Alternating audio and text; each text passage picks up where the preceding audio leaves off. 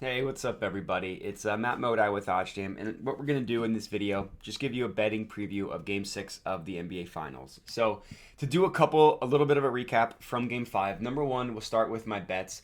Had an awesome day, specifically with yesterday's bets. I only had one player prop. That one hit. Andrew Wiggins over 17 and a half points. He had an awesome game. Should have taken his rebounds as well, but that one cashed.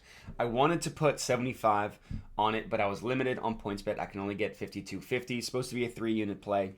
Ended up being a 2-unit one. That's fine. At least it cashed. Still having tons of struggles, specifically with the player props, but with my total and spread bets that I have tracked here, had a really awesome stretch. I had the Warrior spread and I had the under. The under was a full 5-unit McSlam, minus 108 odds. This Warrior spread was minus 108 odds, only a 3-unit $75 play. Either way, both cashed, which brings my total NBA spread bets or total bets up to like 780 in profit. Of course, my player props down 530, so I'm still profiting overall with the NBA. Obviously, struggling with player props specifically. And then just to talk about the game itself. I mean, what an awesome game. The script was literally the exact opposite of how the first 4 games of the series had been. Number one, we can start with Steph Curry, who had his first bad game of the finals. 0 for 9 from 3. Still finished with 8 assists and 16 points, so it wasn't like he was a total net zero. But we've been used to seeing Curry score 30 plus all series, hit 5 plus 3-pointers all series. So he struggled.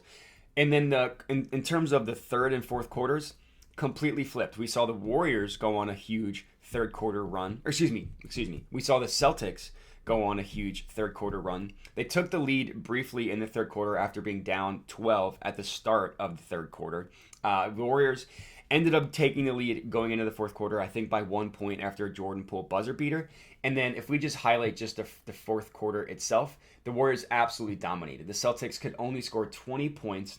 Majority of those were actually when the game was already out of hand. They had like 8 points in the first like 8 or 10 minutes of this quarter. And the Warriors scored 29 points. 10 of those was from Andrew Wiggins, who was, again, phenomenal. Clay had 2 timely threes, and then Steph scored, only 4 points on 2 made shots. But either way, a pretty insane game in terms of how different it was from what we're used to seeing. So the Warriors, they were able to get a win in which Steph Curry struggled, which is massive for them because he was really the only one that was able to do anything all series, except for Andrew Wiggins, who had been pretty consistent. Yesterday, he was almost a superstar level. They also got a decent game from Clay. Didn't really feel like it as I was watching it, but then I realized looking at the stats, 21 points is pretty good. Draymond had his first decent offensive game, 8 points, which is a series high, 8 rebounds, 6 assists, and then, of course, getting double-digit performances from Gary Payton and Jordan Poole. That's just icing on the cake. You're going to obviously need those types of contributions in a game in which Steph Curry struggles. So moving forward, Game 6, the series heads back to Boston. As of right now, not really surprising that the Warriors are underdogs being in Boston. This was the first time all playoffs the Celtics had lost 2 in a row. But when I mentioned that in the previous video, I specifically said these Warriors are not the Bucks without Chris Middleton, and they're not the banged-up Miami Heat. So I'm not surprised that the Celtics lost 2 straight. Do I think they lose 3 straight? That's a good question. I'm not entirely sure. Either way, looking at the money line of this game, there's really only value if you take the Warriors money line. But I think that A, the public wants this game to go, or wants this series to go to 7. B, I think that the more time goes on, the more money is going to come in on the Celtics. So I'm actually going to sit out. I do kind of like the Warriors money line here, but I'm actually going to sit out any type of money line bet that is favoring the Warriors because I don't think it's going to beat the closing line. And it's also not positive EV as of right now anyways. If I wanted to check that, I could, going to the Novig Fair Odds calculator to calculate what the true line is with the VIG removed. And all you need to do, just enter both sides of the line. Minus 162 plus 146. So I just typed that in here. Minus 162 plus 146. Puts the true line of this at plus 152. Again, we'd be getting it at plus 150 on DraftKings. So it's not even positive EV as of right now. And I don't think it'll end up beating closing line as the series or as the days goes on up until game 6. So looking at the spread, which is where I do the majority of my bets, the Warriors are about 3.5 point underdogs, depending on where you look.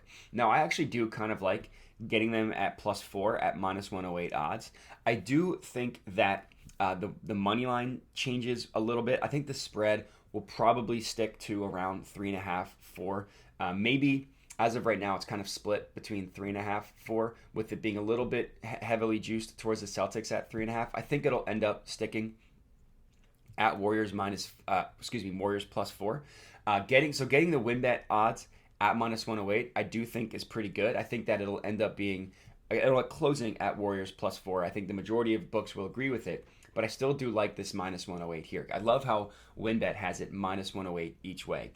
So I'm actually going to go ahead and lock this in. I'm just going to put a 3-unit play on the Warriors spread, but I do think it's going to be close, and I do actually think the Warriors. I do think they close it out in game 6. I'm not ready to bet their money line yet, as I said, but I do like getting the spread at plus 4. So I'm going to go ahead and lock this one in for $75.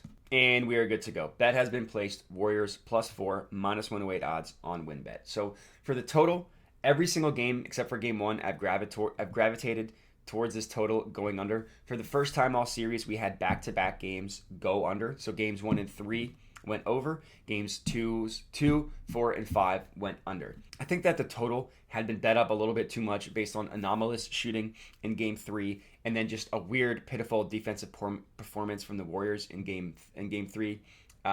So I do like the total going under as well. I just want to check the value, and yeah, this is exactly what we're looking for. So the OddsJam line prices this at minus 119.